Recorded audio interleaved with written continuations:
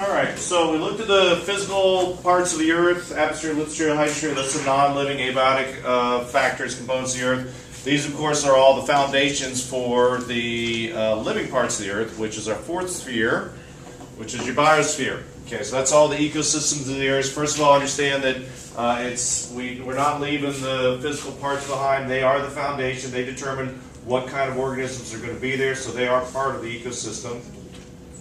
And then the next part of the ecosystem from that, of course, is the organisms that live there. And typically the way we look at those, there's different levels of organization, you can look there for that, but the way we look at those is through the food chain. This will not have, okay, we gotta go back. And so you have your producers, primary, secondary, tertiary consumers. That's the way up the food chain. Energy is there, of course, from the sun. The producers also bring carbon for the organic parts of organisms from the atmosphere in the form of carbon dioxide, and they bring minerals out of the soil, inorganic parts that make things up. So make sure you understand that inorganic versus organic. Plants do not feed directly on biological waste, organic materials. They cannot absorb the nutrients from there. So one of the things that's kind of missing here, make sure you need to include this in your role, is your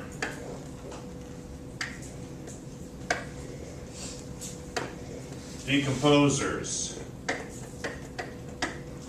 bacteria and funguses in the soil or in the water, free floating in the water, in an aquatic ecosystem. So the reason why they are important is because they do take organic materials, fat, sugar, carbohydrates, that is the waste products, whether it's the excrement, the feces and urine, or it's the dead bodies of these organisms. They fall down the soil, etc. These decomposers then break down the organic molecules. They'll release that CO2 in the atmosphere, or if it's anaerobic, then they'll produce CH4. But either way, they take the carbon part out. And when the carbon part is out, you're left with your phosphorus, sulfur, nitrogen, calcium, all that other kind of stuff that's not carbon, that's part of our bodies, part of the bodies of other organisms. Those are the mineral nutrients that the plants need, and that they absorb. It's what we call fertilizer. They can then absorb those and put it back into the food chain. So that's the whole process of what they call nutrient recycling, and so the food chain can keep going like this as far as materials go. So those are the different roles. The other thing you probably notice here is the fact that it is pyramid shaped. This is another question here. What do we mean by the ecological pyramid? It's just a simple fact is that you only get about 10% transfer from each level. So so you can think of it when you eat stuff. When you eat stuff, you burn most of the food that you eat for energy, and you exhale it out as carbon dioxide. You excrete the minerals and things like that. Only take a small amount of what food you eat and make it into more of you. Of course, more of that happens when you are growing, and when you reach adulthood, it drops down very little, and then, of course, unless you're starting to put on fat, of course. But all the other parts, the part that goes into what we call biomass, is not most of what you get out of your food. Most of what you get out of your food is energy. That goes off into, literally into the air when you exhale carbon dioxide. So your body uses most of it, and there's only about 10% left that you make tissue out of. And tissue, of course, is what the things that eat this layer get. So in your case, if something ate you, it only get about 10% of what you ate yourself.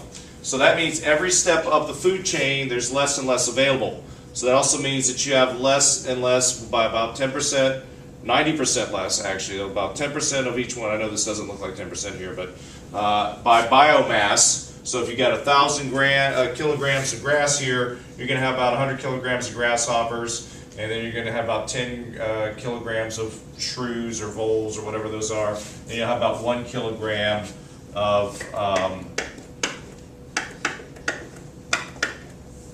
owl. Okay? So it takes this much to support that owl. All right. So that means, that shows you why you will have that much of each one of those in the ecosystem. Well, the ecological pyramid. And then another thing that happens because of that, oh, by the way, I got gross and primary productivity in there. The gross productivity is just simply how much photosynthesis the grass down here is doing. But then, like I said, you're going to burn up about 90% of that for energy. Plants do that too. Plants do respiration. They take in oxygen out of the air, usually through their roots, and they break down the sugars that they made. So a lot of it, most of about 90%. So that's so the gross photosynthesis is in calories would be how much glucose is produced, but then most of that is burned up by plant respiration. So only about 10% then goes up to here. This is why we call that the net primary productivity. So it's gross primary productivity minus plant respiration equals net primary productivity. So basically your net is what is available for the rest of the food chain. This gets burned up, so the plant makes a certain amount of food, glucose, burns up about 90% of that, devotes about 10% of it to its tissue, to its biomass. That tissue then gets eaten by the next level of food chain, and that's where this comes into that particular equation. Okay, gross net primary productivity. Remember that gross, of course, is always bigger than net, so if you get different numbers for that, asking about that, then you'll know the gross one is the biggest one. All right, so another thing it says is a process called biomagnification. And basically it is because what we described with the food chain happens with food, because that's what's made to do, so it gets broken out, etc. However, toxic substances, like we'll say this is DDT, pesticide that used to be used. Toxic substances, the bodies of most complex organisms do not handle them that way. They do not send them through the digestive tract and through the bloodstream and things like that, because that could damage all kinds of organs and things like that.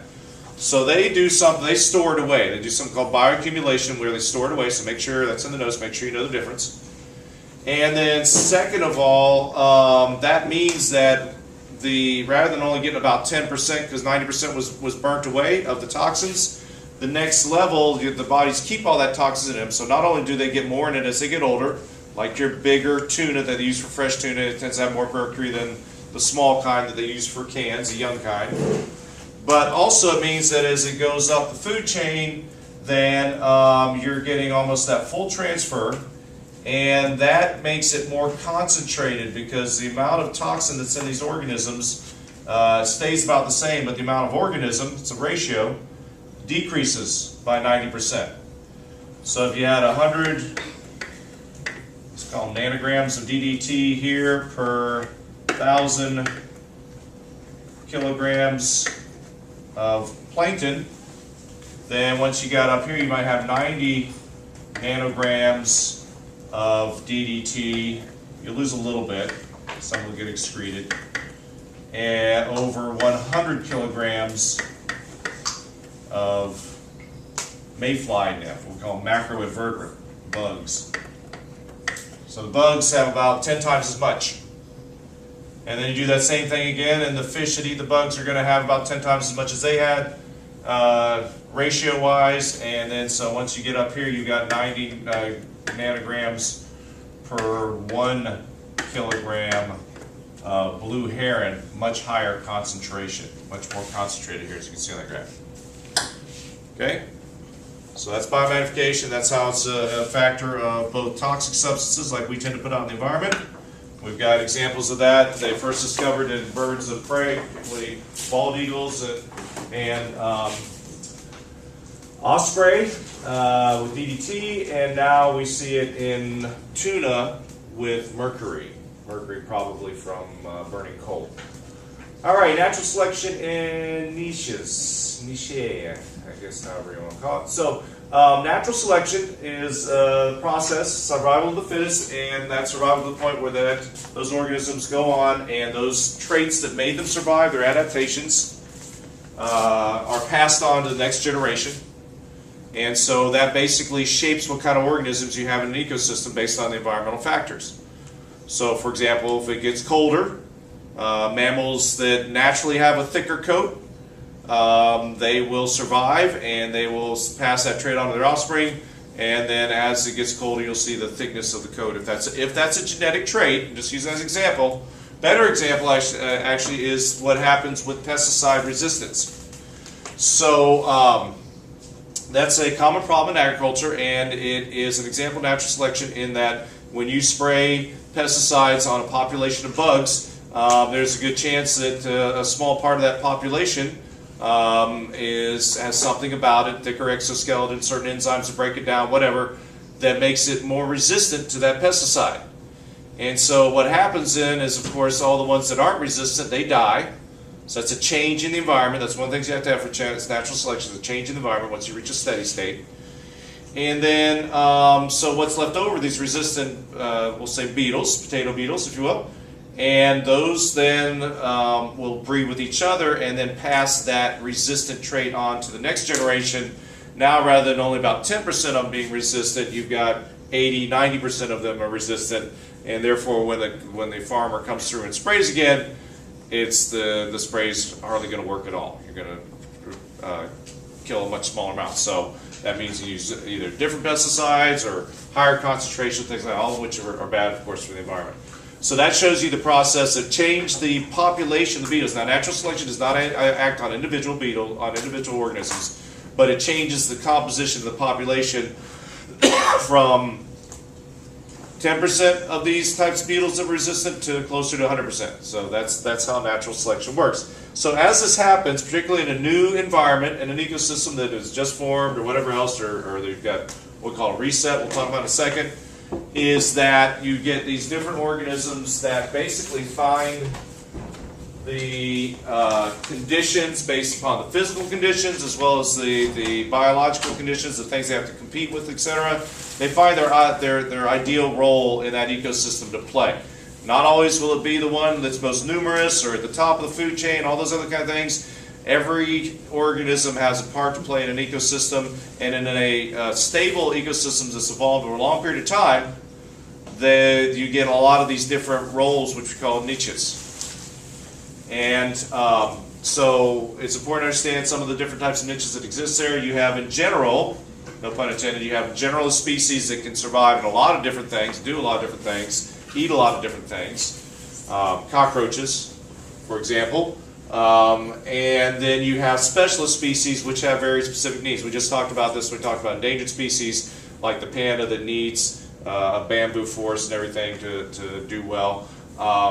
Those are your specialist type species. Then you have other types of species as far as their roles that are very important. One of the first ones is going to be your foundation species. This is mainly plants and trees, or in the case of marine ecosystems, coral reef is another good example. These organisms are the producers. Not only are they the foundation of the food chain, but they generally produce and alter structure of the environment. So forest and everything will provide shade and all that kind of stuff, and it also will hold the soil down. It provides places and habitats for things to live. So it literally is really the building structure and things like that of that ecosystem. Then you have keystone species. Now, keystone species, we looked at a couple examples. Make sure you know the example of the Yellowstone wolf. That's very commonly cited. It's a great example of the many different things that can happen, or what the things that do happen when you remove a keystone species and then put it back. And in the case of the Yellowstone wolf, the big thing was when they eradicated it in the early 20th century, the elk population exploded because that was the wolf's main diet. And that elk population then overgrazed a lot of the trees and grasses and other kinds of things from there. So that, of course, hurt the rest of the food chain that relied on those. And also it started to make the rivers and everything erode. So because the trees that were no longer there holding the soil in place, foundation species, and that hurt a lot of other species. Another thing about the wolves is they are very good hunters, but they tend to make a kill and leave a lot left over and go on to make another kill. That actual leftover carrion and stuff was food for a lot of other things like foxes and those kind of things.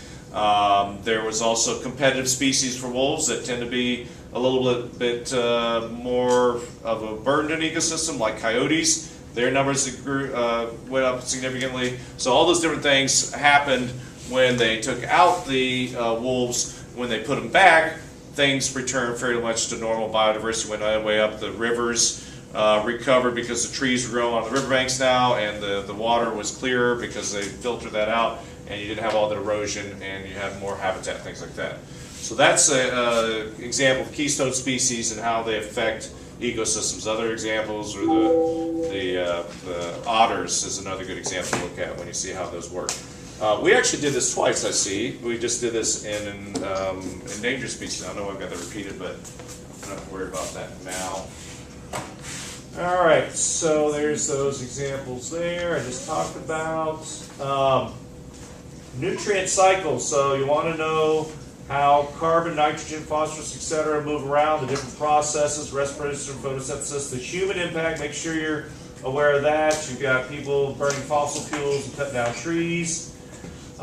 With nitrogen, you've got a lot of bacterial activity. The key note here is the way nitrogen is absorbed out of the atmosphere. It has to be broken down or converted by bacteria to do that. So you've got a lot, like I said, a lot of bacterial activity going on here.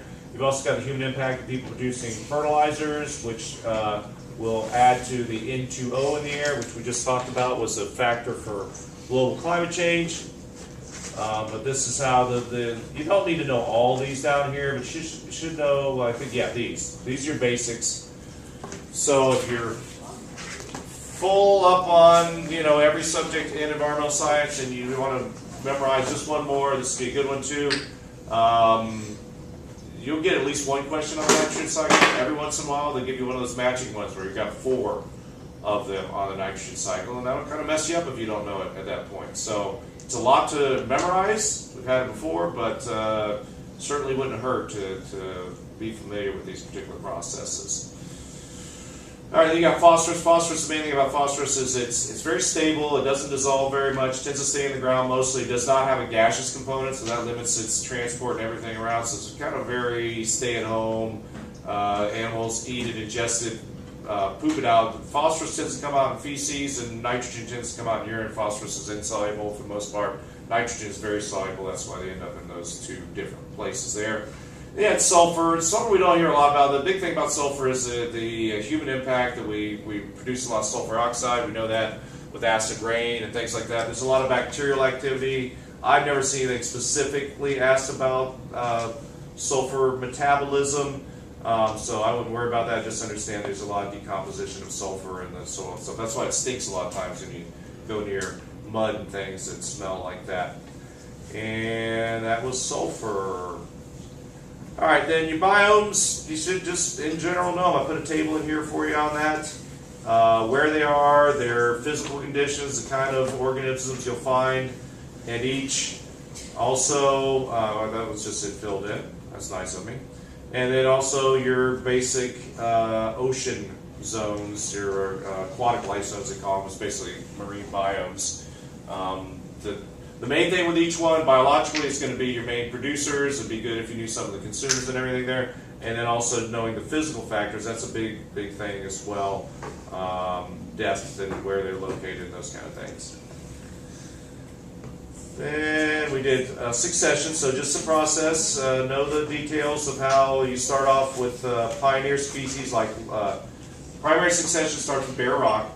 And then you have certain pioneer species, like lichens is the main one. They can establish themselves there. They start to produce waste. Soil starts to build up bigger and bigger. Trees and bushes and plants, if the climate is right for them, of course, can develop there. And eventually, if the climate permits, you end up with a climax community of a hardwood forest. And so that's how that goes. But also, one thing we learned a little bit more about was the importance of this process of fire succession or natural disaster, knocking back the forest. A fully developed, mature forest is not actually the most productive ecosystem. After all, it's good to knock it back and let all these other plants get some sunlight and some nutrients in the soil and go through that whole process all over again. Also helps to facilitate the process of natural selection in that area. So there you have that. Similar thing happens in your aquatic ecosystems. We made it. Okay. And there's some of your different stages of aquatic succession. Any questions? That was unit 2. All right, good. Timing. We will end.